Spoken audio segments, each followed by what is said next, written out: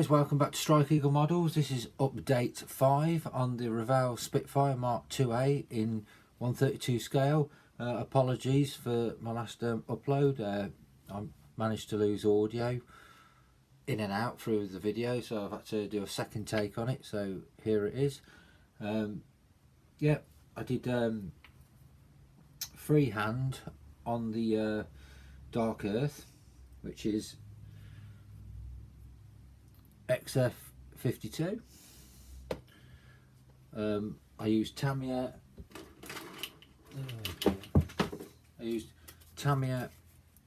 Bendy tape on the Tamiya XF81 REF dark green.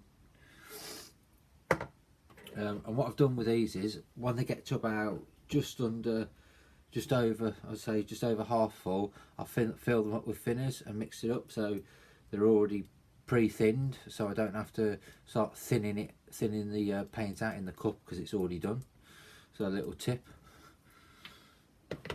Yeah, it came out okay. I've got to do go over in some areas where the paint's a bit thin, because when it's actually wet it's still quite dark. When it dries it goes lighter and then it starts showing things that weren't there when you're painting it. So I've got this area here, I'm going to put a light coat over that because it's showing up too much. There's a little bit there that I want to do as well. That's where I put some white tonal variations on there, and I'll explain about that in a minute. There's a little bit there as well with the white tonal variation, and there as well. I'm going to touch that up as well. This here as well, it's a bit too translucent for me, so I'm going to go over that.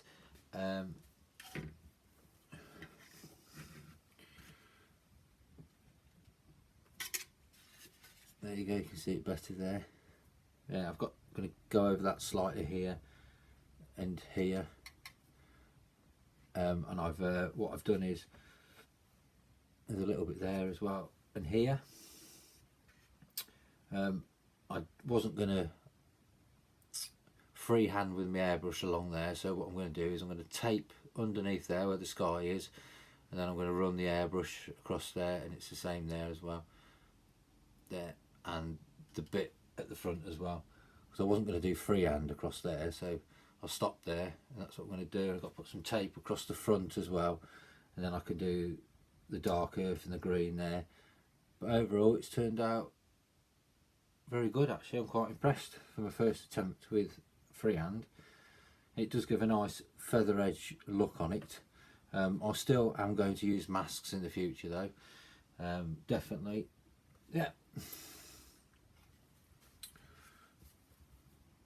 The underneath, you see, I'm happy with that. There'll be a video coming up in a minute. I used the pre-shade, which is black with some white random markings around the pre-shade to get this tonal variation look, which I'm happy with, but I think it's a little bit prominent, so next time I think I'm going to use a darker grey or maybe a brown instead of the white. I think I might do that. That's RLM grey inside the wheel wells, and so here on the flaps as well, and I've put some chipping on those as well. I've got the radiator flap here to go on, it's all painted. I've got to paint this bit here sky, and then I'm going to put some weathering powder in here.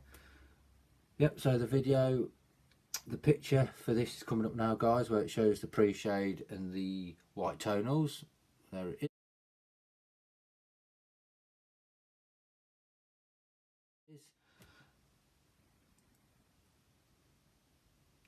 Right, and you'll see there'll be a picture for the top one as well. Yeah, so I'm happy with that. And a little tip for you guys, when you're doing this and you look at you can see the green and the earth or whatever colour you're using, as soon as you put a lacquer or a varnish on here, these colours will go darker. so you have to compensate that a little bit. Think about it. I was using this before. It's a very good clear coat, but it takes, in the summer, 4 to 5 hours to dry, and in the winter it can take up to 24 hours to dry. So I stopped using it, and I started using this product instead, A-Clad. That's the matte one. All their products dry in 1 hour, which is very impressive. That means you've got more time for building and what have you. This is their gloss range, which I need to get some more because it's empty. And this one here is, this is a gloss varnish. You can use it on your camouflage, but it's designed for putting on metal finishes, really, like silvers, chromes and all that sort of thing. So there's that as well. And it, as I said, they take an hour to dry. I've also bought myself a stencil for doing randles and wheels. Here it is now, guys, for you.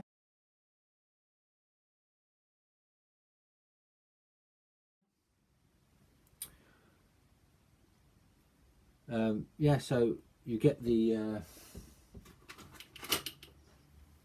dropped it on the floor. Yeah, so you can do your wheels. You just place it on there like that, and then you can just spray straight onto there without getting the paint on the tyre part, and it saves all that masking up or using liquid masks and all that, and that's all you got to do, just stick it on there and spray it with your airbrush. So I'm going to give that a go, see what it's like. Also, I'm thinking about painting on the randles, which, so obviously all you got to do is put it on like that, spray over it. Then obviously you go down to your smaller circle, you stick that one on and do that again. And obviously if you're using, you've got a red, if you're using a red one, you can, it's going to be probably about that size. You stick that on over the top and spray that, and you can wipe it off because it's plastic, so you can wipe your paint off and it doesn't even mess on it. So I'm gonna have a go at that, see how that looks. Yeah, and I've also done, a video on me painting the dark green on with my airbrush, so it's like a demonstration video, so you can just see how I do things and my techniques. Yeah, so, and the airbrush I use for doing the freehand on the dark earth is it's a HP SB Plus, a Water. There'll be a picture of that now, guys.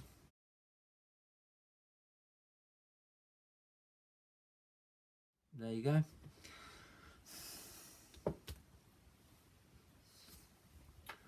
Right, yeah, so I don't think there's a lot more to do. So I said I'm going to try and paint the randles on, randle decals. I'm going to use a dark brown or a dark grey for the highlights instead of the white next time. There'll be a slideshow at the end, guys, of my me spraying the dark green on and some of the build clips through the build process.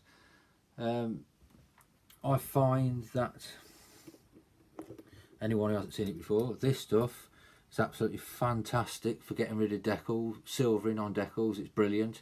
Ever since I've used it, I don't think I've had silvering to date since I've been using that. So I use that to apply the decal down first, and then once I've put the decal down, I use this, which it lifts the decal up. You'll see it bubbling up, so don't worry about it. Then it presses back down and gives it like a painted on look. That's highly recommended as well. I've just bought some new Tamiya liquid paint because me glue, because my other one's running out. So I've got that, because I've noticed when you get halfway down the bottle or a quarter down the bottle, the brush doesn't go into the glue, so you have to shake it and pull it out. Weathering wise on here, you can see where I've done the pre-shade for where the engine exhaust is here. I was going to put some weathering powder on here, and I use what I've got left, which is the Humbrol weathering powder, and you just put it on a brush and then just brush it in where you want, like in the shape like that, and then get thinner as you get to the end, and then you put your varnish over. If you're using a brush to put your varnish on, do not put this on, because if you're using a brush to put your varnish on and you put this on, it'll just streak all across your aircraft. Because I made that mistake on my 1/24 scale Airfix BF109 E3 about 3 or 4 years ago. I put weathering powder all over it, and then when I brushed, because I was still using brushes for my varnish at the time, and all the weathering just moved and streaked all over the plane. It was everywhere and it looked a right mess, and the paint job was really good on it, and I cocked it all up. So make sure you don't brush over that with a varnish. Use an airbrush.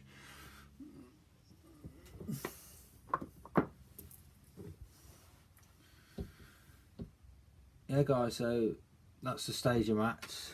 I'm very happy with the results so far. As I said, I've just got to touch these bits up here and these bits here, and there's a few where the highlights I've got to go over those, and I've got to mask off these and do these, just go over the airbrush there, because I didn't want to get any overspray on this bit. Yeah, so that is my progress so far. I don't know if I'm going to put a wash on this. I don't know. I might just put the weathering powder on here and here, and on where the gun stacks are for the gun smoke. I'm not 100%. I might, because you can highlight these panel lines with a coloured pencil, or you can use your clay-based weather wash, which I use also, which is very good, because if you make a mistake, it just wipes off. The clay-based wash does. The Humbrol enamel washes are not very forgiving. If you make a mistake, you've got to use thinners or white spirits to get it off, and you're risking taking your paint off at the same time. Yeah guys, so that's my progress. You can see the slideshow and everything after this, guys. Thank you very much for watching, and I'll see you on update 6. I reckon I'll have the decals on by then, and the decals will be on. I think the exhaust will be on, and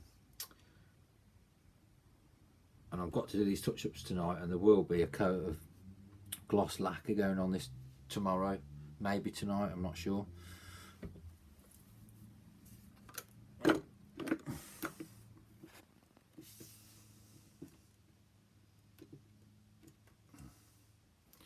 Right then guys, thanks very much for watching, and I'll see you on the next one. And I apologise for the audio disruption. I don't know what I did there. I must have pressed the wrong button and knocked something off or something. Thanks very much guys. See you soon. Bye bye.